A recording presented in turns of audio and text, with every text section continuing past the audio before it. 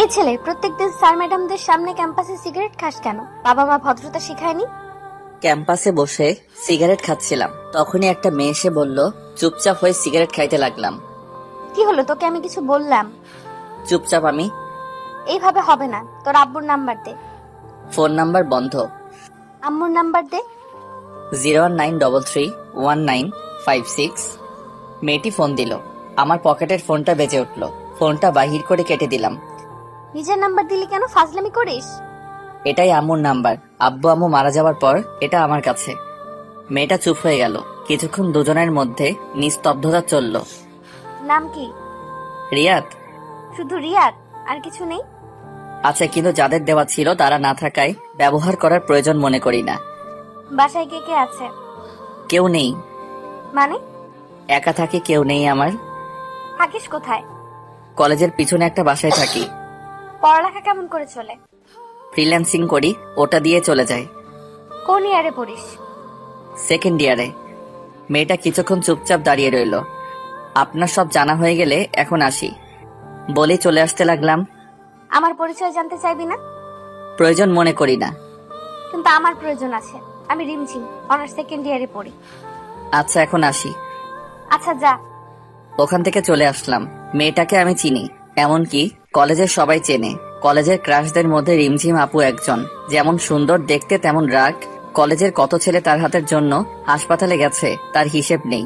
রিমঝিম আপুর ভাই police commissioner, তাই সবাই তাকে ভয় করে চলে। কলেজে যেদিন প্রথম তাকে দেখেছিলাম কেমন যেন ভালো লেগেছিল, কিন্তু সেটাকে আমি পাত্তা দেইনি, কারণ এসব মায়া জড়ানো আমার পক্ষে সম্ভব না। এসব ভাবতে ভাবতে বাসায় আসলাম। ফ্রেশ হয়ে রান্না করলাম, তারপর খেয়ে ঘুমিয়ে পড়লাম। কারণ খুব কম রাতেই আমি ঘুমাই, কাজের জন্য জেগে থাকা লাগে। সন্ধ্যায় ঘুম থেকে উঠে বাইরে গেলাম, 1 প্যাকেট সিগারেট কিনে নিয়ে আসলাম। সারা রাত জেগে কাটানোর জন্য বক্সে গান আর এই সিগারেট, এটাই আমার সাথী। এরপর 2 দিন কলেজে গেলাম না। এমনিতেই আমি অতটা কলেজে যাই না। যেদিন বাসায় বোরিং লাগে সেদিন কলেজে যাই। আমার তেমন কোনো ফ্রেন্ড নেই, একা থাকতে ভালো লাগে। অনেকে আমাকে নিজের বন্ধু ভাবলেও আমি ভাবি না, কারণ আমার সময় মনে হয় আমি আমার নিজেরই না, অন্য কারো কেমন করে হব। 1 সপ্তাহ পর রাস্তা দিয়ে হাঁটছিলাম, হঠাৎ কারো ডাক শুনতে পেলাম। পিছনে তাকিয়ে দেখি রিমঝিম আপু। এই শোন। জি বলেন। কলেজে আসিস না কেন? ভালো লাগে না কলেজে, আর কিসের জন্যই বা যাব। কেন, বন্ধু বান্ধবদের সাথে আড্ডা দিতে যাবি? আমার একা থাকাটাই পছন্দ, তাই বন্ধু বান্ধব পাতাই না। খুব অদ্ভুত কথা বলিস তো দেখছি। এমনি। কাল কলেজে আসবি? দেখি। দেখি না, আসবি। আর তোর নাম্বার আছে, না আসলে ফোন দিয়ে আনবো, দরকার হলে বাসা থেকে টেনে আনবো। আচ্ছা যাব, কিন্তু কেন যাব সেটা বলেন। এমনিতেই আসবি। আমি কারণ ছাড়া কারো কথা মানতে পারবো না, ওটা আমার অভ্যাস না। আপনি যদি কোনো কারণে ডাকেন তাহলে আমি যাব, কিন্তু অহেতুক বিনা কারণে ডাকলে আমি যেতে পারবো না। আসবি না মানে তোকে আসতেই হবে। আচ্ছা আমি যাব। এই তো ভালো ছেলের মতো কথা। আচ্ছা আমি এখন আসি। কই যাবি? আমি নামিয়ে দিচ্ছি, আয়। ধন্যবাদ বলার জন্য, কিন্তু আমি হেঁটেই চলে যেতে পারবো। আচ্ছা যা ইচ্ছে কর, কিন্তু কাল যেন কলেজে তোকে দেখি। আমি যখন বলেছি নিশ্চয়ই যাব। মনে থাকে যেন। কথাটা বলেই রিমঝিম আপু চলে গেল। আমিও বাসায় চলে আসলাম। রাতে খেয়ে ঘুমিয়ে পড়লাম, কারণ আজ কোনো কাজ নেই। এমনিতেও আমি কাল কলেজে যেতাম। বাসায় ভালো লাগছিল না। সকালে ঘুম থেকে উঠে ফ্রেশ হয়ে ব্যাগটা ঘাড়ে নিয়ে বেরিয়ে পড়লাম। কলেজের সামনে একটা চায়ের দোকানও, ওখানে গিয়ে চায়ের অর্ডার দিয়ে সিগারেট খেতে লাগলাম। চা খেয়ে কলেজের ভিতরে গেলাম। একটা ক্লাস করে বের হয়ে আসলাম। বাইরে আসতে রিমঝিম আপু সামনে এসে দাঁড়ালো। আপনি? আয়। রিমঝিম আপুর পিছন পিছন যেতে লাগলাম। কি জানি আবার নিজের ভাইকে ডাক দিল নাকি, যদি আবার জেলে দিয়ে দেয় কলেজের আইন ভঙ্গ করার জন্য। এই যে আপু, কই যান? রিমঝিম আপু আমার দিকে একবার তাকিয়ে আবার হাঁটতে লাগলো। তারপর মাঠের এক কোনায় গিয়ে বসলো। আমি গিয়ে পাশে দাঁড়িয়ে রইলাম। কি হলো, বস। আমি একটু দূরত্ব বজায় রেখে বসলাম। এত দূরে গিয়ে বসলি কেন? কাছে এসে বস। না ঠিক আছে। আমার ঠিক নেই, কাছে এসে বস। তারপর একটু কাছে গিয়ে বসলাম। সকালে খেয়েছিস? খেয়েছি। দেখলাম তো কলেজের সামনে দোকানে কি খেলি। আমার সকালে খাওয়া লাগে না, ওই 2টো জিনিস দিয়ে সকাল পার হয়ে যায়। তোর বাসায় রান্না করে কে? আমি করি।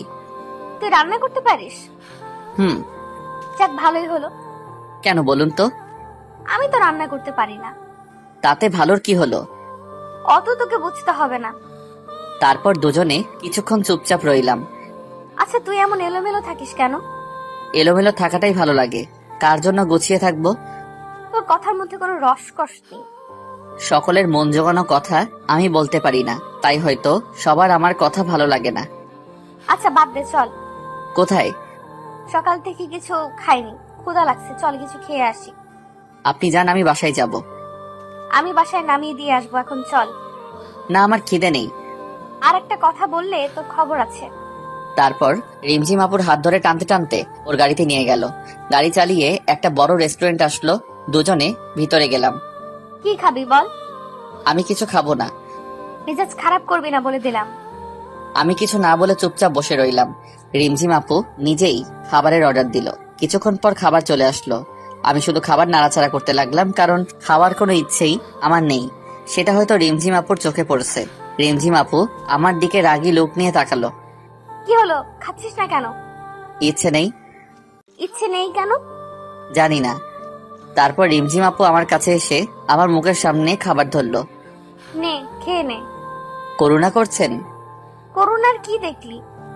যা করছেন সবই তো করুণা। না হলে একদিনে চেনা জানাই আপনি আমাকে এখানে খাওয়াইতে নিয়ে আসতেন না। এটা করুণা ছাড়া কি?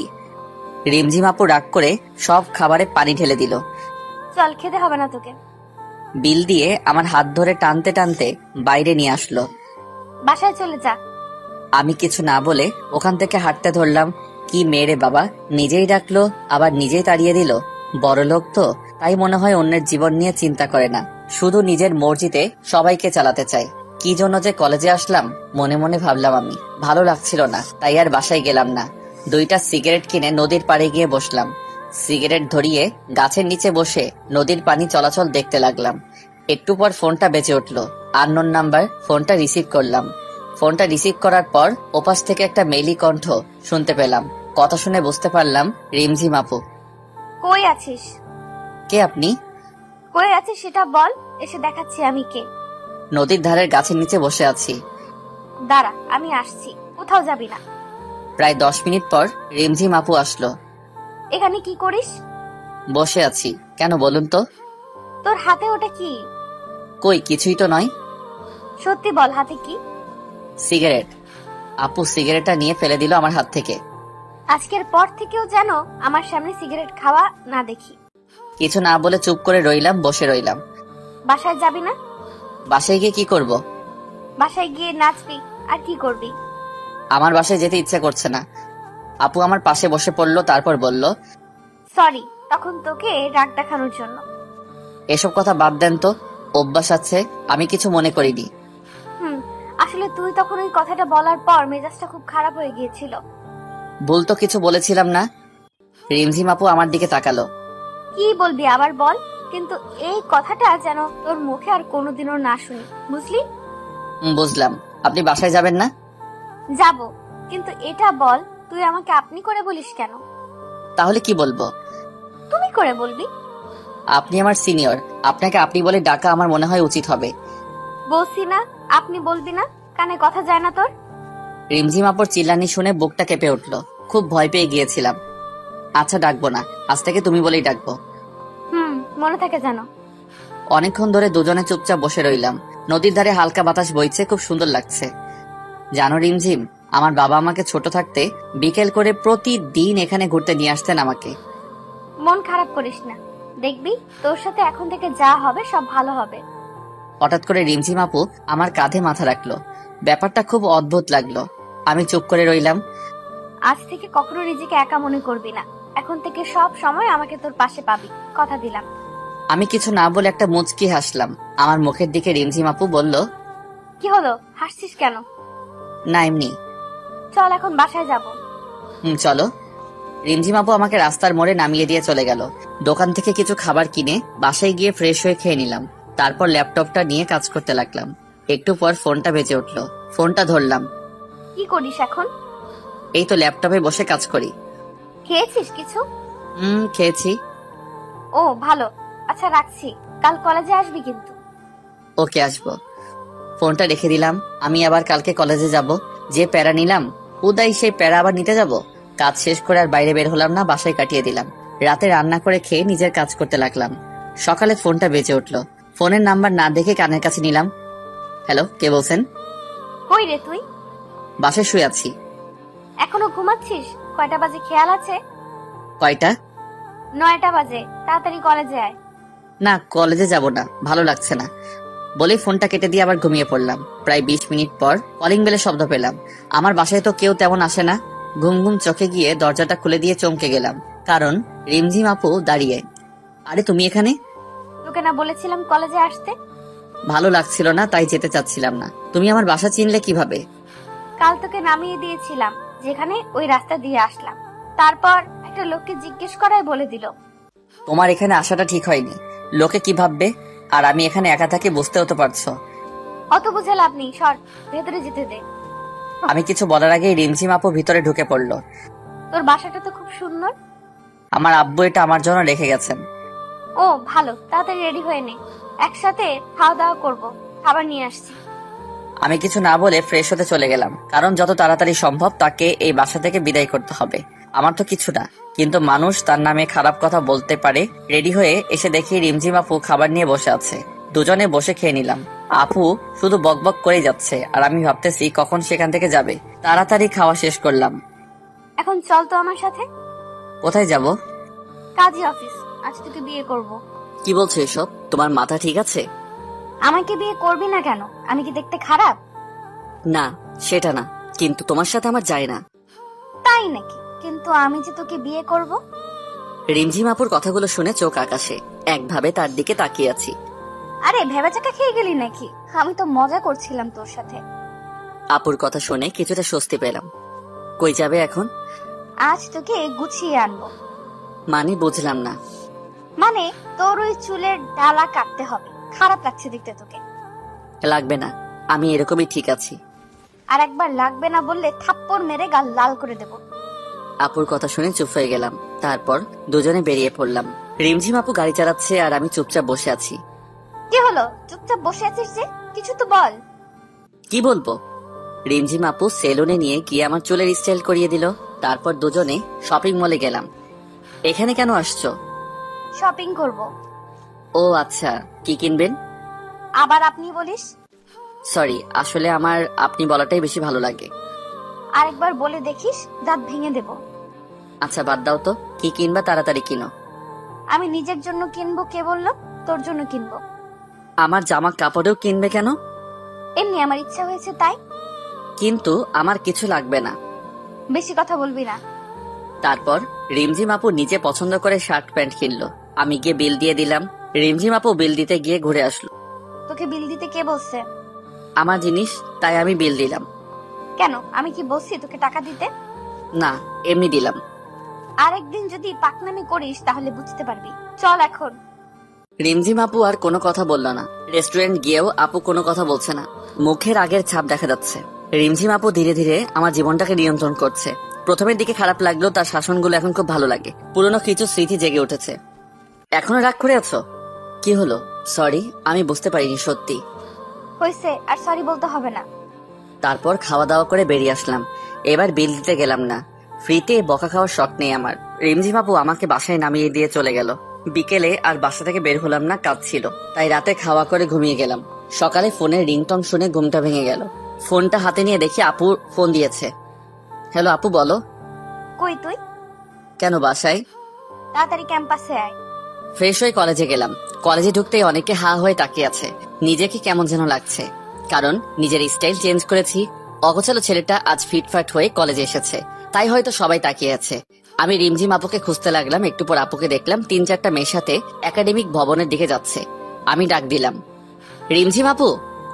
আমার ডাক শুনে পিছনে ফিরে তাকালো। আমি ওদের কাছে গেলাম। কই যাও? ছেলেটা কে রে? দেখতে তো খুব কিউট।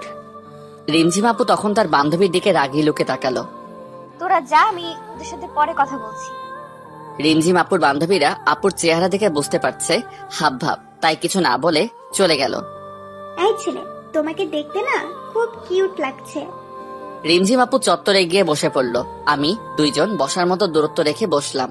দুজনে চুপচাপ বসে আছি। এত রাগ কিসের কে জানে। আমি তো আজ আপনি করেও বলিনি, কিন্তু রিমঝিম আপুকে রাগী লোকে অনেক কিউট লাগে। আমি কিছুদিনে লক্ষ্য করেছি রিমঝিম আপু রাগলে গাল দুটো লাল হয়ে যায়। আপু আজ এত রেগে কেন? চুপ। কি হলো বলছো না যে?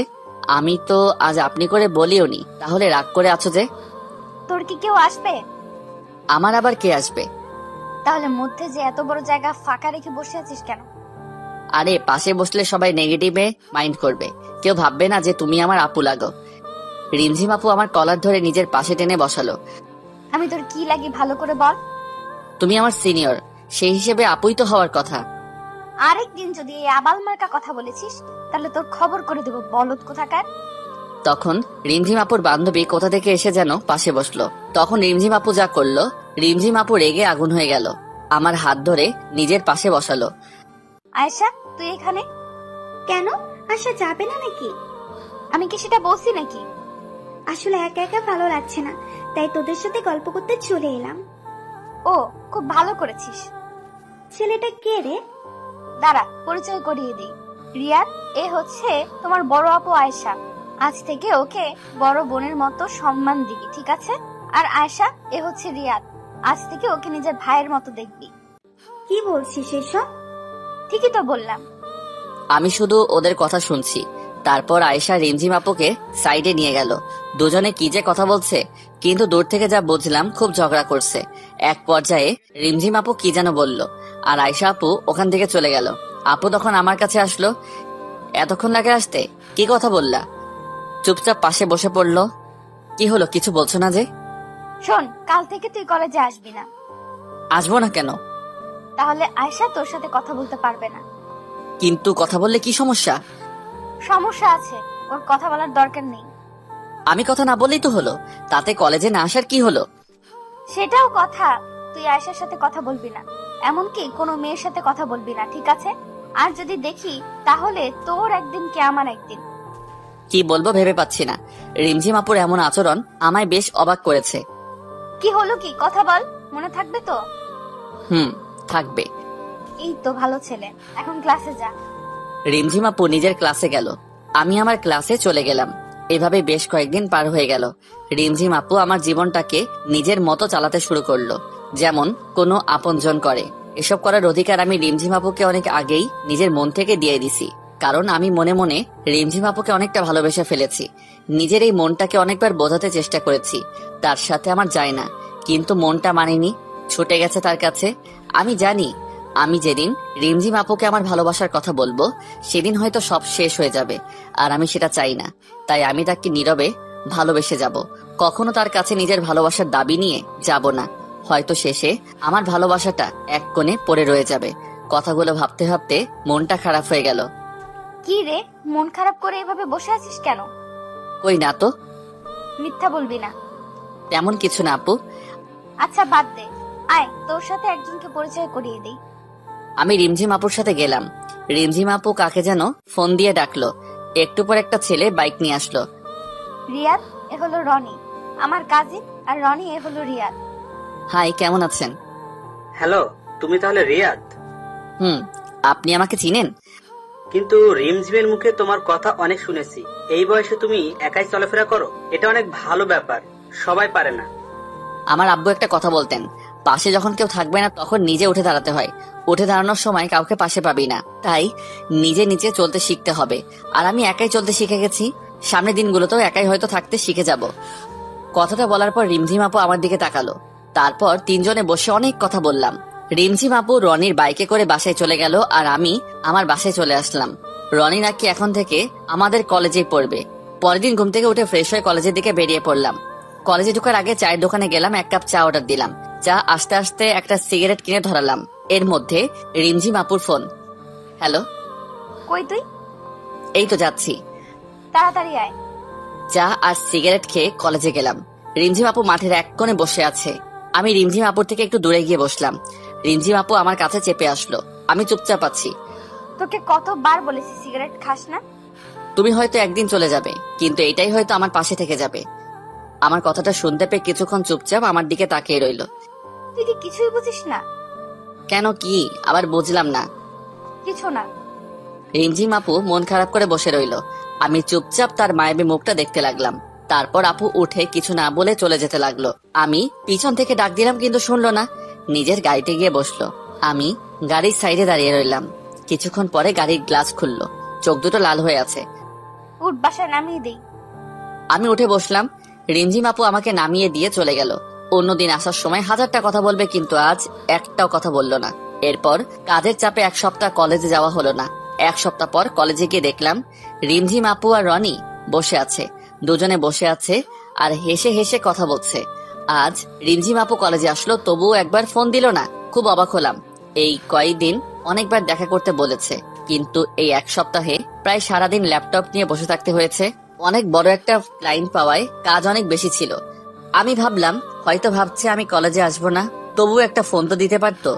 আমি ওদের না দেখার ভান করে ক্লাসে যেতে লাগলাম। তখন পিছন থেকে রিমঝিম আপু ডাক দিল। আমি ওদের কাছে গেলাম। কেমন আছিস? ভালো আপু, তুমি? ভালো, বস এখানে। ওদের থেকে একটু দূরত্ব বজায় রেখে বসলাম। ওরা দুজনে কথা বলছে, আমি চুপচাপ ফোন টিপতেছি। এর মাঝে রিমঝিম আপু আমার সাথে একটা কথা বলেনি। ব্যাপারটা খুব খারাপ লাগলো। অন্যদিন কলেজে না আসলে ডেকে এনে ঘন্টার পর ঘন্টা কথা বলতো, আর আজ পাশে বসে আছি তাও মুখ ফুটে একটা কথা বলছে না। এক সপ্তাহে এতটা বদল। তোমরা একটু কথা বলো, আমি স্যারের সাথে কথা বলে আসি। রিমঝিম আপু উঠে চলে গেল। জানো রিয়াদ, রিমঝিমের মতো মেয়ে পাওয়া ভাগ্যের ব্যাপার। মানে বুঝলাম না। তুমি জানো না, রিমঝিম আর আমার বিয়ে ঠিক হয়ে আছে। আমাদের পরীক্ষা শেষ হলে বিয়ে দেওয়া হবে। রনির কথাটা শুনে বুকের ভেতরটা কেমন যেন করতে লাগলো। চোখ মুখ অন্ধকার হয়ে গেল। জানতাম এমন কিছু হবে, কিন্তু এত তাড়াতাড়ি হবে তা বুঝতে পারিনি। খুব খারাপ লাগছিল। কি করব বুঝতে পারছি না। এক নিমিষে মনে হয় সব শেষ হয়ে গেল। মনে হয় রনির কথাগুলো কোনো স্বপ্ন। কি হলো রিয়াদ, তুমি ঠিক আছো তো? এমন অস্থির লাগছে কেন তোমাকে? কই, আমি তো ঠিক আছি। না, মনে হচ্ছে খুব অস্থির হয়ে আছো। আসলে বাসায় যেতে হবে তাড়াতাড়ি, তাই একটু তাড়াহুড়োয় আছি। ও আচ্ছা। আচ্ছা আমি চলে যাই। রিমঝিম আপু আসলে বলে দিয়েন আমি চলে গেছি। এখনই চলে যাবে? রিমঝিম আসুক। না, একটা বড় ক্লায়েন্ট নক দেওয়ার কথা আছে, আমাকে যেতেই হবে। আচ্ছা তাহলে যাও। আমি ওখান থেকে বাসায় চলে আসলাম। বাসায় এসে আব্বু আম্মুর ছবিটা হাতে নিয়ে বসে পড়লাম। খুব মিস করছি তাদেরকে। আজ কেন তোমরা আমাকে এত তাড়াতাড়ি ছেড়ে চলে গেলে? আমার মতো অবাগা হয়তো খুব কমই আছে। ভালোবাসার মানুষগুলো সব একে একে ছেড়ে চলে যায়। প্রথমে তোমরা চলে গেলে, এখন রিমঝিম আপু। আম্মু জানো, আমি না রিমঝিম আপুকে খুব ভালোবাসি। রিমঝিম আপুর সাথে থাকলে তোমার কথা খুব মনে পড়ে। রিমঝিম আপু একদম তোমার মতো শাসন করে। তুমি যেমন আমাকে খাইয়ে দিতে, রিমঝিম আপুও আমাকে মাঝে মাঝে খাইয়ে দিত। কোনো ভুল করলে বকা দিত। তুমি যেমন আমাকে একা করে ছেড়ে গেলে, সেও চলে যাবে একদিন। কিন্তু আম্মু জানো কি, আমি না ওকে ভুলতে পারবো না। তোমাদের যেমন আমি কোনোদিন ভুলতে পারবো না, তেমনি তাকেও আমি কোনোদিন ভুলতে পারবো না। আমি কি করব তোমরাই বলো। খুব কষ্ট হচ্ছে আমার। বুকের ভেতরটা পুড়ে ছারখার হয়ে যাচ্ছে। শুধু তার কথাই মনে পড়ছে। আম্মু আব্বুর ছবি জড়িয়ে ধরে কান্না করতে করতে ঘুমিয়ে পড়লাম। মাঝরাতে ঘুম ভাঙলো। ঘুম ভাঙার পরে মনে হলো ঘটে যাওয়া ঘটনাগুলো স্বপ্ন ছিল, কিন্তু পরে বুঝতে পারলাম কিছুই মিথ্যে না। শুধু আজ আমার ভালোবাসাটা মিথ্যে হয়ে গেল, চাপা পড়ে গেল কষ্টের মাঝে। ঘুম থেকে উঠে যখন বুঝতে পারলাম যে প্রিয় মানুষটা আর আপনার জীবনের অংশ হবে না, তখন যন্ত্রণার সীমানা থাকে না। তখন ইচ্ছে করে হয়তো আর ঘুম হয় না। সিগারেটের প্যাকেটটা নিয়ে জানালার পাশে গিয়ে বসলাম। আজ চাঁদের আলোটাও কেমন যেন ফ্যাকাশে মনে হচ্ছে। যে করেই হোক এই কষ্ট থেকে আমাকে সামলে উঠতে হবে। জীবনে অনেক কষ্ট পেয়েছি, আর কষ্ট নিতে পারতো না। সিগারেট ধরিয়ে বসে রইলাম। একসময় লক্ষ্য করলাম সিগারেটের ফিল্টারটা ভিজে গেছে। তারপর চোখে হাত দিয়ে দেখি চোখ দিয়ে পানি পড়ছে। হাতটা কাঁপছে। জোরে জোরে কান্না করতে লাগলাম। আম্মু বলতো কান্না করলে বুকটা হালকা লাগে। আজ খুব একা লাগছে। সারা রাত কান্না করলাম। কিছুটা হলেও বুঝতে পারলাম যে দুনিয়ায় কেউ কারো নয়, একা থাকাটাই ভালো। যত কারো প্রতি মায়া বাড়াবেন তত কষ্ট পেতে হবে। প্রায় এক সপ্তাহ লাগলো রিমঝিম আপুর মায়াটা কিছুটা কাটিয়ে উঠতে। তারপরেও তার সামনে গেলে নিজেকে আটকে রাখতে পারবো কিনা জানি না। তাই আর কলেজে যাবো না ঠিক করলাম। এভাবে 10 দিন কেটে গেল। ফোনটাও অফ করে রেখে দিছি, যাতে কেউ ফোন দিতে পারে না।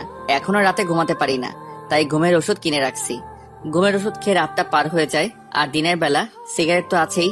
এই 10 দিনে সিগারেট খাওয়াটা একটু বেড়ে গেছে। সকালে ঘুম থেকে উঠে একটা সিগারেট ধরিয়ে সেটা শেষ করে ব্রাশ করে বাইরে বের হলাম। নাস্তা করে বাসায় গেলাম। গিয়ে কাজ করতে লাগলাম। এই 10 দিনে কাজ একদম করা হয়নি। নিজের 1 বছর চলার মতো যথেষ্ট টাকা আছে, আর আব্বু আম্মু চলে যাওয়ার আগে যা রেখে গেছে তাতে আমার সারা জীবন চলে যাবে। তারপরও ফ্রিল্যান্সিং করি। সিগারেট খেতে খেতে কাজ করতে লাগলাম। একটু পর দরজার বেল কে যেন বাজালো। দরজা খুলে দিতেই সামনে দেখে রিমঝিম আপু দাঁড়িয়ে হাত উঠালো মারার জন্য। তারপর কি যেন ভেবে হাতটা নামিয়ে নিল। চোখের নিচে কালো দাগ পড়ে গেছে। কেমন আছিস? ভালো আপু, তুমি? ভালো। কেমন শুকিয়ে গেছিস? খাওয়া দাওয়া করিস কি না? আসলে কাজের চাপে খাওয়ার কথা মনেই থাকে না। ও, আমি তো ভাবছিলাম। কি ভাবছিলা? কিছু না, ভেতরে আসতে বলবি না? হ্যাঁ আসো।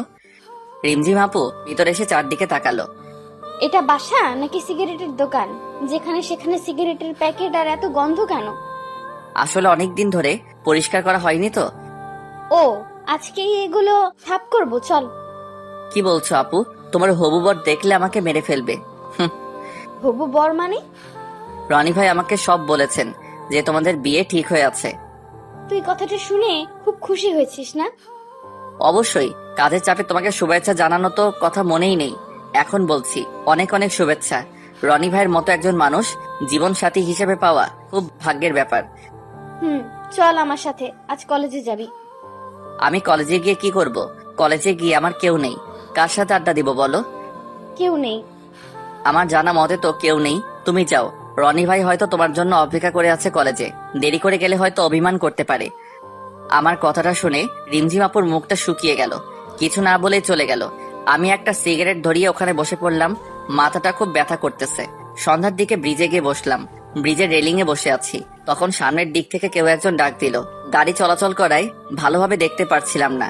গাড়িগুলো সরে যাওয়ার পর দেখলাম একটা মেয়ে আমার দিকে আসছে। কেমন আছো? ভালো, কিন্তু আপনাকে চিনলাম না। কিন্তু আমি তোমাকে চিনি। কেমন করে? তুমি আমার ক্লাসমেট, তোমাকে চিনবো না? ও, কিন্তু আমি আপনাকে চিনলাম না। আমি দিশা। ও, কলেজে আসো না কেন আর? ভালো লাগে না। কাল থেকে আসবে, মনে থাকে যেন। দেখি। দেখি না, আসতেই হবে। তোমার নাম্বারটা দাও। কেন? দিতে বলছি, দাও। ফোন বের করার সাথে সাথে রিমঝিম আপুর ফোন। হ্যালো। কই তুই? ব্রিজের উপর বসে আছি। কেন? দরকার আছে, ওইখানেই থাক, আমি আসছি। বলেই রিমঝিম আপু ফোনটা কেটে দিল। তারপর দিশাকে নাম্বার দিয়ে ওর সাথে কথা বলছিলাম। কথা বলার ইচ্ছে করছিল না, কিন্তু মুখের উপর কেমন করে চলে যেতে বলি। নিজে থেকে কথা বলতে এসেছে, চলে যেতে বললে ওর সম্মানে লাগবে, কিন্তু কথা বলতে খুব বিরক্ত লাগছিল। হঠাৎ রিমঝিম আপুর গাড়ি এসে দাঁড়ালো। রিমঝিম আপু বাইরে বেরিয়ে আসলো। আমাকে দেখে মুখের ভাব বদলে গেল, আমার কাছে আসলো। চল, দরকার আছে। দাঁড়াও একটু। আমি দিশার সাথে আরেকটা কথা বলার আগে রিমঝিম আপু আমাকে টেনে গাড়ির ভিতর বসালো আর গাড়ি চালাতে লাগলো। তোকে না বলেছি কোনো মেয়ের সাথে কথা বলবি না? আমি বলিনি, আর ওর নিজে থেকেই কথা বলতে এসেছিল। তারপরেও তুই কথা বলবি না?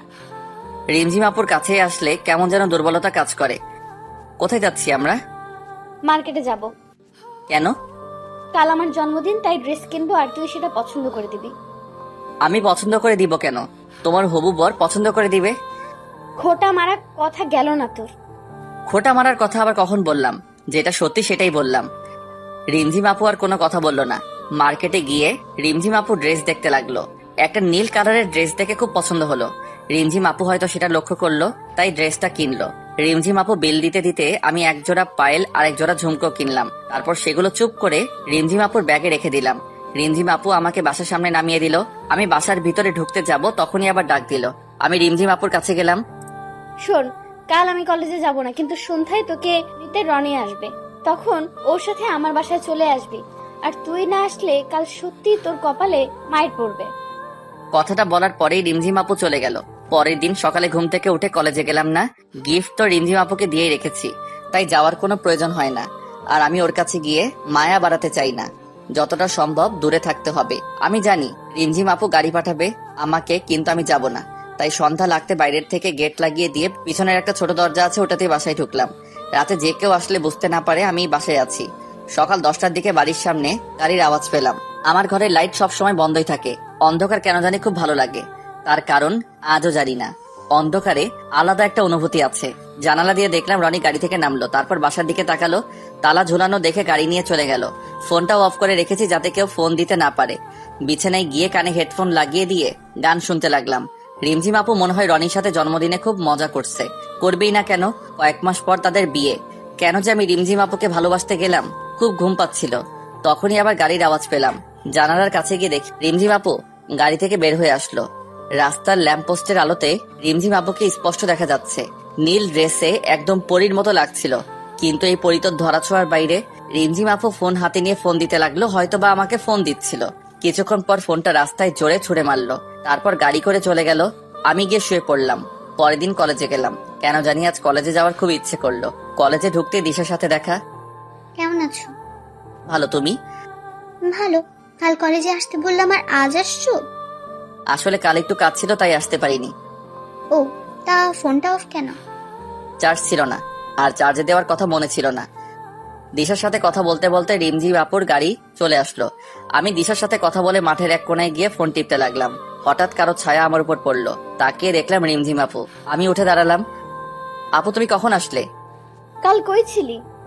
ল্যাপটপটা সার্ভিসিং করতে গিয়েছিলাম, আসতে আসতে দেরি হয়ে যায়। মিথ্যা কথা বলবি না। তুই কি মনে করিস আমি তোকে জানালার কাছে দেখিনি? চুপ। তুই আমার সাথে এমনটা করলি? কত আশা নিয়ে বসেছিলাম আমি তোর জন্য। আজ থেকে তুই আমার সাথে কথা বলবি না। সেটাই হয়তো ঠিক হবে। আপনার সাথে কথা বললে হয়তো আপনার হবু বর খারাপ মনে করতে পারে, আর আপনাদের সম্পর্কের মধ্যে তিক্ততা আসতে পারে। তাই আমার মতো একটা বখাটে খারাপ ছেলের সাথে না মেশাই ভালো।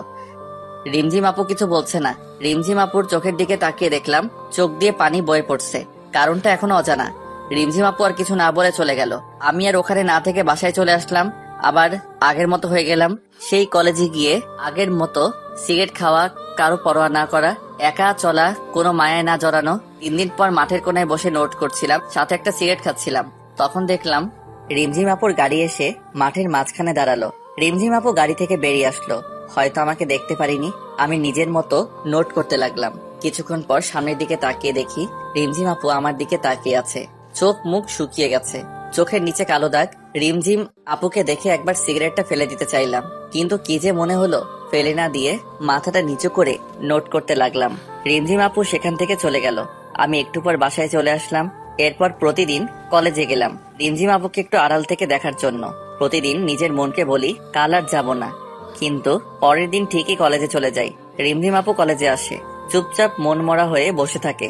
রনিকে দেখি তার সাথে বসে থাকতে। প্রতিদিন কলেজে গেলে দিশা মেয়েটা কথা বলতে আসবে। রিমঝিম আপু মাঝে মাঝে আমার সাথে ওকে কথা বলতে দেখে তাকিয়ে থাকে। হয়তো মেয়েটাকে আমার সাথে কথা বলতে নিষেধ করতে চাই। আমি খারাপ হয়তো, সেই জন্য আমিও যতটা সম্ভব দিশার থেকে দূরে থাকি। এভাবে 20 দিন কেটে গেল। আজ 5 দিন হলো আর কলেজে যাই না। আজ কলেজে যেতে কেন জানি খুব মন চাইলো। ব্যাগটা নিয়ে কলেজে গেলাম। কলেজে গিয়ে চোখ দুটো কাকে জানি খুঁজছিল, কিন্তু তাকে খুঁজে পাচ্ছিল না। কলেজের চত্বরে বসেছিলাম। একটু পর একটা পুলিশের গাড়ি এসে দাঁড়ালো। গাড়ি থেকে একজন পুলিশ অফিসার নেমে এসে চারদিকে দেখতে লাগলো। তারপর আমাকে দেখে আমার দিকে আসতে লাগলো। বুকের ভেতরটা কেমন যেন করছিল, মনে হচ্ছিল দৌড় দিয়ে পালিয়ে যাই, কিন্তু আমি তো কোনো দোষ করিনি, তাই চুপচাপ বসে রইলাম। পুলিশ অফিসারটি আমার কাছে আসলো। তোমার নাম রিয়াদ? জি স্যার। তোমাকে আমার সাথে যেতে হবে, চলো। কিন্তু কেন? আর আপনি কে? আমি রিমঝিমের ভাইয়া। ও, কিন্তু কেন যাব? গেলেই বুঝতে পারবে। কিন্তু কোথায়? আমাদের বাসায়। আচ্ছা চলুন। রিমঝিম আপুকে দেখার খুব ইচ্ছে করছিল, আর মনে মনে খুব ভয় হচ্ছিল। রিমঝিম আপু কি এমন করলো যে রিমঝিম আপুর ভাই আমাকে তাদের বাসায় নিয়ে যাচ্ছে? কিছুক্ষণ পর রিমঝিম আপুদের বাসায় গিয়ে পৌঁছালাম। বাসার ভিতরে গেলাম। রিমঝিম আপুর ভাইয়া আমাকে বসতে বলে কোথায় যেন গেলেন। আমি সোফায় বসে রইলাম। কিছুক্ষণ পর 2 জন মহিলা আসলেন। একটু পর রিমঝিম আপুর ভাইয়া আর একজন লোক উপর থেকে নেমে আসলেন। হয়তো মহিলাদের মধ্যে একজন রিমঝিম আপুর মা আর আরেকজন ভাবি। আর রিমঝিম আপুর ভাইয়ের সাথে লোকটি হয়তো তার বাবা। সবাই আমার সামনে বসলেন। আমি ভয় কুকড়ে মুকড়ে যাচ্ছিলাম। তাহলে তুমি রিয়াদ? জি, কিন্তু আপনারা আমাকে চিনেন কেমন করে? রিমঝিম বলেছে, এমনকি তোমার ব্যাপারে সব জানি আমরা। তুমি কি জানো, যেদিন তুমি রিমঝিমের বার্থডেতে আসোনি সেদিন ও বাসার সব জিনিসপত্র ভেঙে ফেলে। এত রাগ? তোমার কথা ও প্রতিদিন আমাদের কাছে এসে বলতো।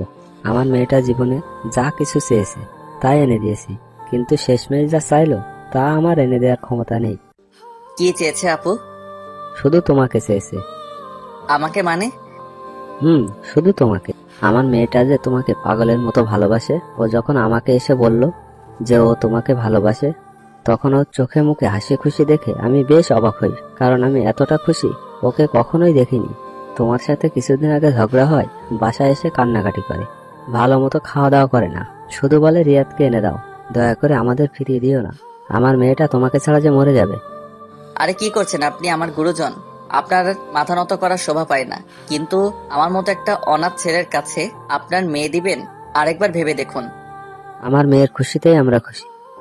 আচ্ছা, আপনারা যা ভালো বোঝেন, কিন্তু রিমঝিম আপু কোথায়? উপরে আছে, যাও, প্রথম রুমটাই ওর। রিমঝিম আপু রুমে গেলাম, দরজা খোলা আছে কিন্তু জানালা সব বন্ধ। ঘরের ভিতরটা কেমন অন্ধকার হয়ে আছে। রিমঝিম আপু ঘুমিয়ে আছে, চোখের নিচে কালো দাগ পড়ে গেছে, সারা রাত হয়তো ঘুমায় না। আমি চুপচাপ গিয়ে রিমঝিম আপুর পাশে শুয়ে পড়লাম। একটু পর রিমঝিম আপুর ঘুমটা ভেঙে গেল, আমার দিকে একভাবে তাকিয়ে আছে। কিছু বলতে যাবে তার আগে রিমঝিম আপুর গোলাপি ঠোঁট দুটোর সাথে আমার ঠোঁট এক করে দিলাম।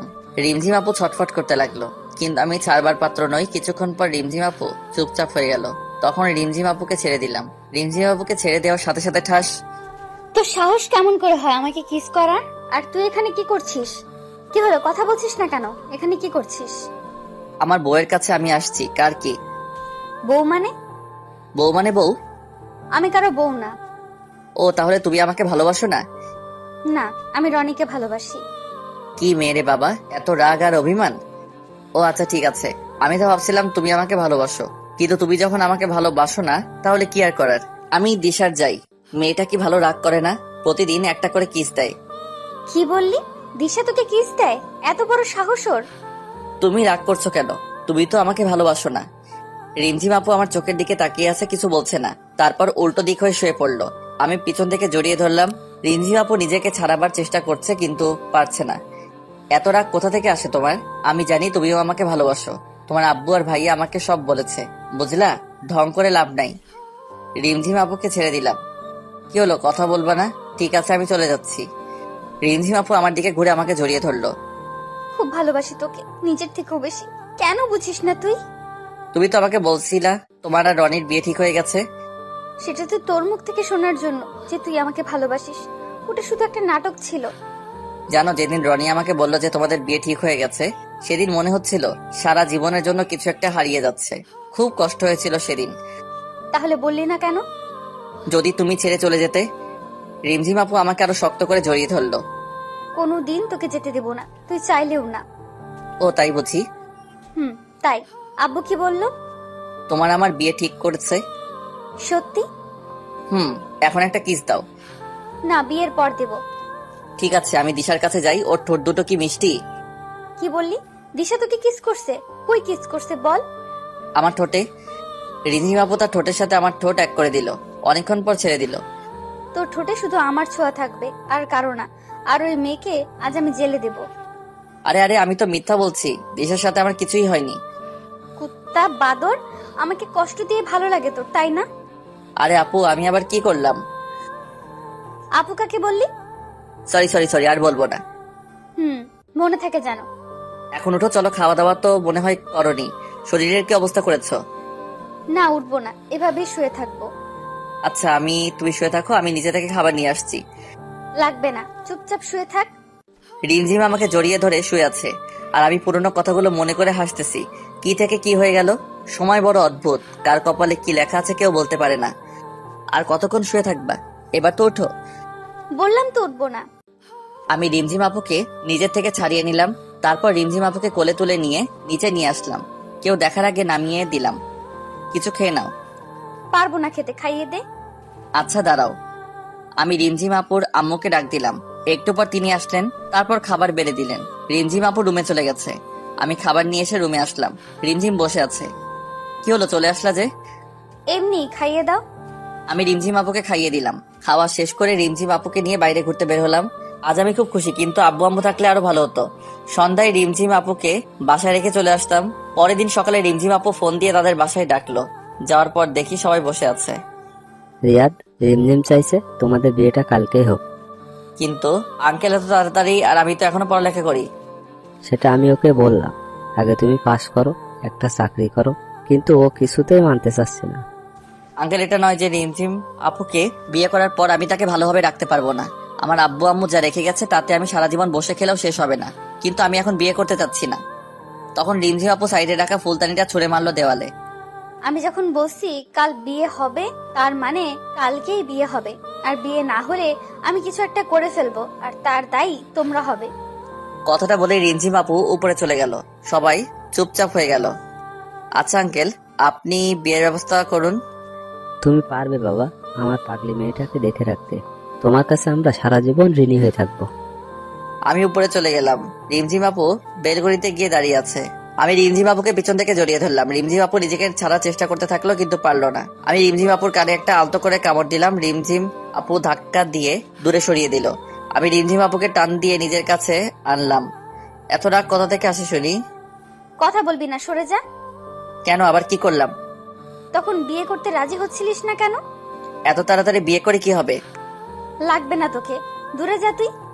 পরে তো বললাম বিয়ের আয়োজন করতে। লাগবে না, বিয়ে করতে করবো না আমি বিয়ে। আমি তো করব, বিয়ে না করলে বউয়ের আদর পাবো কেমন করে?